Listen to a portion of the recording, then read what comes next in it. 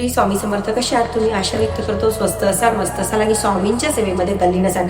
बघा, आपल्याकडे बरेचदा सांगितलं जातं की खूप पितृदोष आहे, कुंडलीमध्ये पितृदोष आहे. मग लग्नामध्ये अडचणी येतात किंवा कुठलंही काम करताना भरपूर काही अडचणी येतात, नोकरीमध्ये अडचणी येतात. मग यावेळेला आपण काय उपाय करायला पाहिजे? एक जल भरलेला तांब्याचा लोटा घ्यायला पाहिजे. आपण जल म्हणजेच पाणी त्याच्यामध्ये भरून घ्यायला पाहिजे. त्याच्यामध्ये थोडेसे काळे तीळ, बघा व्यवस्थित ऐकसाल, काळे तीळ थोडेसे टाकायचे आहे.